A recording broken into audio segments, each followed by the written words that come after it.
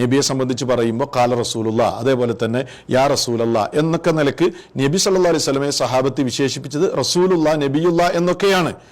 എന്നാൽ അവരാരും ഹബീബുന അല്ലെങ്കിൽ ഹബീബ് എന്നൊന്നും അവരാരും പ്രയോഗിച്ചിട്ടില്ല. എന്നാൽ പിൽക്കാലഘട്ടത്തിലെ ചില സൂഫികൾക്കിടയിലാണ് നബി സല്ലല്ലാഹു അലൈഹി വസല്ലമയെ ഹബീബ് എന്ന നിലക്കുള്ള ഒരു പ്രവാചകനെ പരിചയപ്പെടുത്തുന്ന, വിശേഷിപ്പിക്കുന്ന ഒരു രീതി ഉണ്ടായത് എന്നാണ് ആ സലഫി പണ്ഡിതൻ പറഞ്ഞത്. ഇത് പറയുമ്പോഴേക്ക് എന്തിനാണ് ഈ ഫൈസൽ അഹ്സനിക്ക് പൊള്ളുന്നത്? സൂഫികളെ പറയുമ്പോൾ നിങ്ങൾക്ക് പൊള്ളും, ഞങ്ങൾക്കറിയാം. ഇദ്ദേഹം പറഞ്ഞതിൽ എന്തെങ്കിലും ഒരു തെറ്റുണ്ടോ? അതല്ലാതെ നബി സല്ലല്ലാഹു അലൈഹി വസല്ലമയെ ഹബീബ് എന്നൊരു വിശേഷണം നിരുപാധികം പറ്റുമോ? അതിലാർക്കും എതിർപ്പില്ല. അതാണ് നിങ്ങൾ കൊണ്ടുവന്ന ഹദീസുകൾ. ആ ഹദീസുകളൊന്നും ഞങ്ങൾ ആരും എതിർക്കുന്നില്ല. അതുകൊണ്ട് എന്തെങ്കിലും ഒരു കാര്യം പറയേണ്ടി വന്നാൽ, എന്തെങ്കിലും ഒരു വിഷയം ചർച്ച ചെയ്യേണ്ടി വന്നാൽ, പ്രവാചകനെ വിശേഷിപ്പിക്കുമ്പോഴൊക്കെ സഹാബത്ത് എന്താ പറയാ?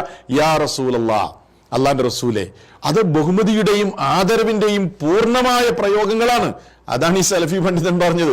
എന്നാൽ ഹബീബ്, ഹബീബുന എന്നൊക്കെയുള്ള പദപ്രയോഗങ്ങൾ പിൽക്കാലഘട്ടത്തിൽ പിഴച്ചുപോയ സൂഫികൾക്കിടയിലാണ് അത് പ്രചാരം നേടിയത്, അവരാണ് പ്രയോഗിച്ചത് എന്ന് പറഞ്ഞാൽ അതിൽ എന്താ തെറ്റ്?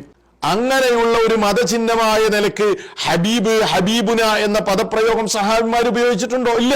നിരുപാധികം അവർക്ക് പ്രിയപ്പെട്ട റസൂലിനെ സംബന്ധിച്ച് പറയുമ്പോൾ ഹബീബ് എന്ന് പറഞ്ഞിട്ടുണ്ടാവും. അതല്ല, സഹാബിമാരത് പ്രയോഗിച്ചിരുന്നു, അങ്ങനെ ഒരു പ്രയോഗം സഹാബിമാർക്കിടയിൽ ഉണ്ടായിരുന്നു, വിശേഷം ഉണ്ടായിരുന്നു എന്ന് ഈ ഫൈസൽ അഹ്സനിക്ക് തെളിയിക്കാൻ പറ്റുമോ? നിരുപാധികം അവർക്ക് പ്രിയപ്പെട്ട റസൂലിനെ സംബന്ധിച്ച് പറയുമ്പോൾ ഹബീബ് എന്ന് പറഞ്ഞിട്ടുണ്ടാവും. നിരുപാധികം അവർക്ക് പ്രിയപ്പെട്ട റസൂലിനെ സംബന്ധിച്ച് പറയുമ്പോൾ ഹബീബ് എന്ന് പറഞ്ഞിട്ടുണ്ടാവും. എന്നാൽ അവരാരും ഹബീബുന അല്ലെങ്കിൽ ഹബീബ് എന്നൊന്നും അവരാരും പ്രയോഗിച്ചിട്ടില്ല. നിരുപാധികം അവർക്ക് പ്രിയപ്പെട്ട റസൂലിനെ സംബന്ധിച്ച് പറയുമ്പോൾ ഹബീബ് എന്ന് പറഞ്ഞിട്ടുണ്ടാവും.